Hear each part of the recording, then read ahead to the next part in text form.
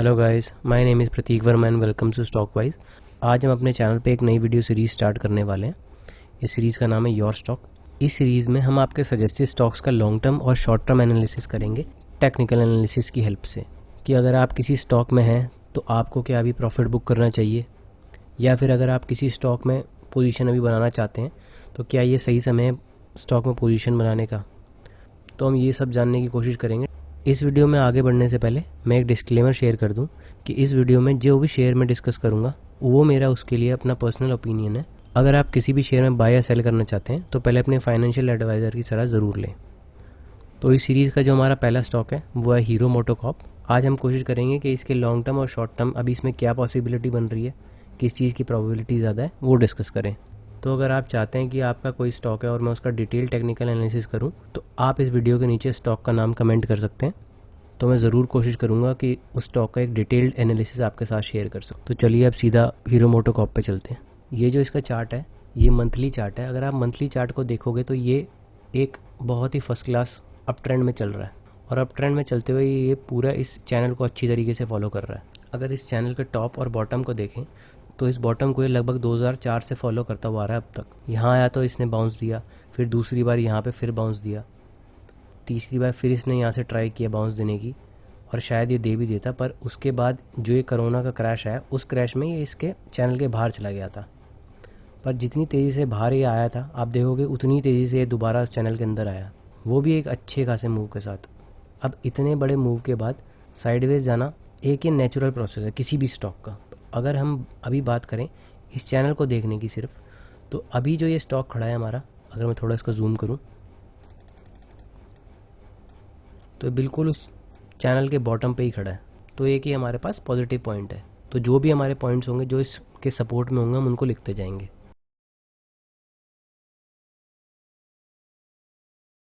तो एक अच्छा मंथली चैनल सपोर्ट है हमारे पास, तो एक ये पॉजिटिव चीज़ है हमारे पास यहाँ पे। अब दूसरा स्टेप जो हमारा इसके अंदर आता है, हमने चैनल तो एनालाइज कर लिया, अब हम इसमें दूसरे सपोर्ट और रेजिस्टेंस को एनालाइज करेंगे। वो मैंने अपने दूसरे चार्ट पे बना रखे हैं। चलिए अब उस पर चलते हैं। इसमें मैंने जो भी इंपॉर्टेंट सपोर्ट और रेजिस्टेंसेज जोन है लॉन्ग टर्म चार्ट के लिए वो सारे ड्रॉ कर रखे हैं। तो जिस भी कलर की लाइन की मैं बात करूँ प्लीज़ उसी पे फोकस कीजिएगा। अगर आप इस येलो लाइन को देखो तो इस येलो लाइन पे इसने एक मेजर कंसोलिडेशन का ब्रेकआउट दिया था यहाँ पे। तो जो ये येलो लाइन है कि ये बहुत ही लॉन्ग टर्म चार्ट पे बहुत ही एक अच्छे सपोर्ट जोन का काम करेगी, क्योंकि प्रीवियसली यहाँ पे रेजिस्टेंस था और इस ब्रेकआउट के बाद जैसे ही दोबारा इस जोन पे आया तो इसने एक अच्छे सपोर्ट जोन का काम किया और फिर से दोबारा इस स्टॉक ने रैली दिखाई। और जब ये फिर इस चैनल टॉप पे पहुंचा तो फिर से इस प्राइस में करेक्शन होनी स्टार्ट होगी। और अगर आप यहाँ पे देखोगे तो यहाँ पे भी दोबारा इसने एक अच्छी मोमेंटम हमारे को ऊपर की तरफ दिखाई है इस सपोर्ट जोन से। हो सकता है ये यहाँ से भी ऊपर रिज्यूम कर जाता अगर ये कोरोना का क्रैश नहीं आया होता। तो पहला मेजर हमारा सपोर्ट जोन ये बनता है।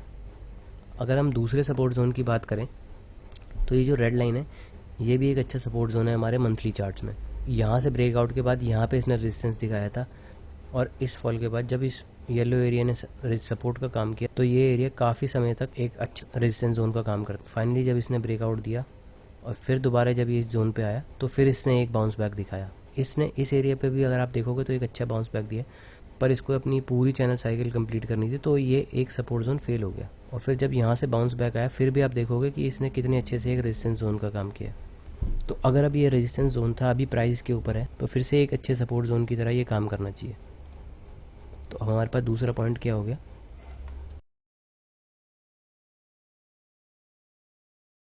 तो अभी हमने इसके दो सपोर्ट जोन्स तो समझ लिए। अब इसको हम वीकली टाइम फ्रेम पे लेके जाते हैं, वहाँ समझने की कोशिश करेंगे कि क्या प्राइस एक्शन में हो रहा है। अगर आप वीकली टाइम फ्रेम में देखोगे, आप इस कैंडल को देखो, ये कैंडल किसी समय पे बिल्कुल ऐसी जैसी ये रेड थी, ये कैंडल भी वैसी ही रेड थी, पर बायर ने यहाँ पे स्टेप अप किया और ये पूरी ग्रीन कैंडल बना दिया इसको। फिर यहाँ पे जब भी ये प्राइस आया फिर यहाँ पे एक ग्रीन कैंडल, इस कैंडल को देखोगे यहाँ सेलर ने फिर से ट्राई किया, फिर से एक ग्रीन कैंडल, फिर यहाँ पे सेलर ने ट्राई किया, फिर से एक ग्रीन कैंडल। तो अगर आप देखोगे तो सेलर जो मेजरली बैठे हैं वो इस जोन पे बैठे हैं, और बायर जो हैं वो अपने इस सपोर्ट जोन को अच्छी तरीके से बचा रहे हैं, क्योंकि बायर्स के पास अभी खोने के लिए ज़्यादा कुछ है नहीं। क्योंकि अगर यहाँ पे भी कोई एंट्री करता है तो उसके पास खोने के लिए बस 5-6% ही है, पर जो उसके पास गेन का चांसेस है वो करीबन 24% के करीब है। तो जो ये ट्रेड है वो मोर देन 1:4 का ट्रेड है। तो वीकली टाइम फ्रेम पे भी हम क्लियरली देख सकते सेलर बार बार ट्राई तो कर रहे हैं इसे नीचे ले जाने की, पर बायर्स भी पूरा जोर लगा रहे हैं इसको ऊपर खींचने के लिए। तो चलिए अब डेली टाइम फ्रेम पे चलते हैं।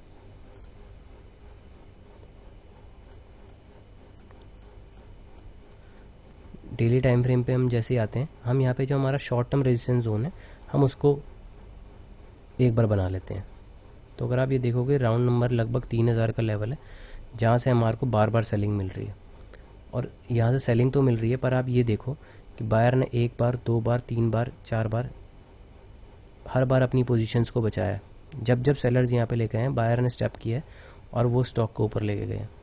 और आप दूसरी चीज़ ये भी देखो कि ये लो, हर लो प्रीवियस लो से लगभग ज़्यादा ही है। यहाँ पे एक लो था, उसके बाद नया लो ये बना, फिर ये लो बना, फिर एक ये लो बना। जो बायर्स हैं वो ज़्यादा प्राइस देने को तैयार है, वो यहाँ पे आने का वेट नहीं कर रहे।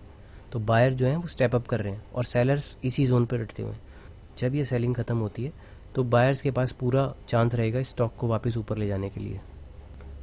तो हमने भी इसके अच्छे पॉइंट्स की बात कर ली, अब हम इसमें जो एक थोड़ा नेगेटिव पॉइंट है उसकी बात करते हैं और हमें इस ट्रेड को प्लान कैसे करना है उसके बारे में बात करते हैं।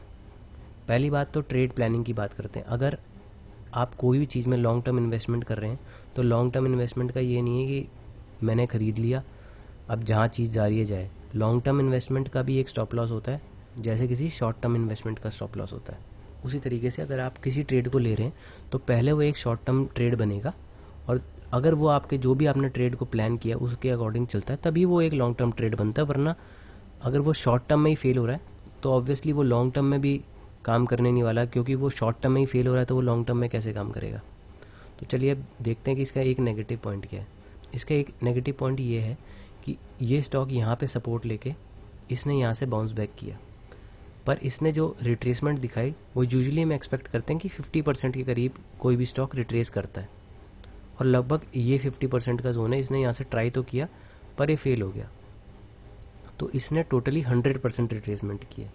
अब मैं इसमें ट्रेड कैसे प्लान करूँगा वो मैं आपको बताता हूँ। तो अभी मैं यहाँ पे अपनी 20% क्वांटिटी ऐड करूँगा, और मेरा स्टॉप लॉस क्या होगा कि अगर 2 दिन तक इस सपोर्ट के नीचे ये क्लोजिंग दे देता है तो मैं अपनी क्वांटिटी से एग्जिट मार दूंगा एक माइनर लॉस के साथ, जो सिर्फ मेरी 20% क्वांटिटी पे होगा। और अगर ये काम करता है तो ऑब्वियसली इस रेंज का ब्रेकआउट देगा।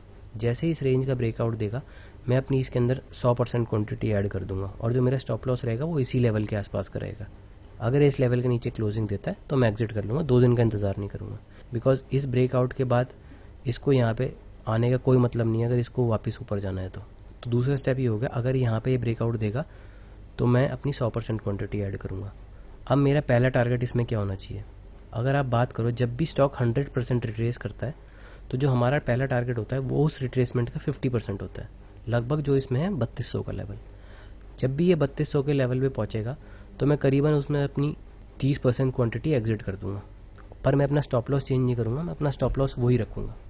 मान लो ये इस रेंज में आता है 3200 पर, यहाँ पर मैं अपनी 30% क्वान्टिटी एग्जिट कर दूँगा। अब ये स्टॉक नीचे आता है या यहीं साइडवेज जाके दोबारा ब्रेकआउट देता है तो मैं फिर से अपनी इसमें जो अपनी क्वांटिटी है वो 100% दोबारा कर लूँगा। जितनी मेरे पास पहले क्वांटिटी थी मैं दोबारा वही क्वांटिटी इसमें बना लूँगा, और जो मेरा स्टॉप लॉस रहेगा वो मैं यहाँ नहीं रखूँगा, यहाँ पे जो भी कंसोलिडेशन होगी उसके नीचे मैं अपना स्टॉप लॉस लगा दूँगा। और अब इसमें जो मेरा नेक्स्ट टारगेट होगा वो इस ब्लू लाइन का ही होगा। तो जैसे ही ये ब्लू लाइन के पास पहुँचता है इस बार मैं अपनी ज़्यादा क्वांटिटी एग्जिट करूँगा, मैं अराउंड 60% क्वांटिटीज़ में यहाँ पे एग्जिट कर लूँगा, और इसको जो करना है यहाँ पे करने दूंगा, चाहे ये साइडवेज जाता है चाहे ये करेक्शन करता है, मेरा स्टॉप लॉस जो रहेगा वो इसी एरिया में रहेगा। अगर ये यहाँ पे साइडवेज जाता है और फिर दोबारा ये ऊपर की तरफ ब्रेकआउट करता है तो जैसा मैंने यहाँ पे किया था मैं अपनी फिर से 100% क्वांटिटी ऐड करके अपना स्टॉप लॉस यहाँ के ट्रेल कर दूंगा, अगर इसने यहाँ कंसोलिडेशन की है। ये करने का फ़ायदा हमें क्या होता है, ये करने का फ़ायदा हमें ये है कि हम हर एक स्टेप पे अपना प्रॉफिट बुक करते जा रहे हैं और अपने लॉस को भी एकदम कम करते हुए जा रहे हैं, कि ऐसा ना हो कि स्टॉक यहाँ से यहाँ तक तो पहुँच गया पर हमने सोचा हुआ है कि हम तो यार चैनल के ऊपर ही बेचेंगे इसे, और ये दोबारा स्टॉक यहाँ से यहाँ आ गया, क्योंकि किसी को नहीं मालूम कि मार्केट में क्या होने वाला है। तो ऐसा नहीं होना चाहिए, जो भी अपना प्रॉफिट है वो मैं इसमें बुक करता चलूँ। एज अ ट्रेडर यही हमारा काम है, बिकॉज इतना टाइम जो यहाँ से इसको यहाँ तक पहुँचने में लगा और ये फिर दोबारा 100% रिट्रेस कर जाता है, तो जो आपका ये सारा टाइम है ये सारा टाइम वेस्ट हो जाएगा, और वो जो पैसा इसमें लगा था वो भी कैपिटल ब्लॉक होगी। तो हमेशा हमें अपना स्टॉप लॉस को ट्रेल करते रहना चाहिए और अपने प्रॉफिट को धीरे धीरे बुक करते रहना चाहिए। अच्छा, अब यहाँ से अगर ये ब्रेकआउट देता है तो उस कंडीशन में मेरा क्या टारगेट होगा। अगर हम वीकली टाइम फ्रेम में इसको करके देखें तो इस जोन के आसपास मैं देखूंगा कहीं इसमें प्रॉफिट बुक करने की और मेरा स्टॉप लॉस यहीं ट्रेल रहेगा। अगर मुझे बीच में कहीं कंसोलिडेशन दिखती है, जैसे यहाँ पे हमारा एक रेजिस्टेंस जोन है, यहाँ पे हमें कंसोलिडेशन दिखती है, तो फिर से मैं वही करूँगा कि अपना कुछ प्रॉफिट बुक करूँ और अपनी क्वांटिटी को कम कर लूँ, और जैसे ही फिर दोबारा मुझे ब्रेकआउट दिखता है तो फिर से मैं अपनी क्वांटिटी बढ़ा के अपने स्टॉप लॉस को ट्रेल कर दूँ। तो आपको हर लो पे अपने स्टॉप लॉस को ट्रेल करते जाना है जब तक आपका टारगेट अचीव नहीं होता। ये नहीं कि आपने यहाँ खरीदा और आप भूल के खरीद के उसको, ऐसा नहीं करना है। तो जो भी ट्रेड है वो लॉन्ग टर्म ट्रेड ऐसे ही बनता है, छोटे छोटे स्टेप्स में। तो आई होप आपको ये वीडियो अच्छा लगा होगा और आपकी इससे कुछ मदद होगी। और अगर आपको ये वीडियो अच्छा लगा, इस चैनल का कंटेंट अच्छा लगा, तो प्लीज़ चैनल को सब्सक्राइब करें और इस वीडियो को भी शेयर करें। Thank you. आप चाहो तो हमारा टेलीग्राम ग्रुप भी ज्वाइन कर सकते हो, मैं ऐसे एनालिसिस में शेयर करता रहता हूँ और वो बिल्कुल फ्री है, और उसका लिंक मैंने डिस्क्रिप्शन में डाला हुआ है।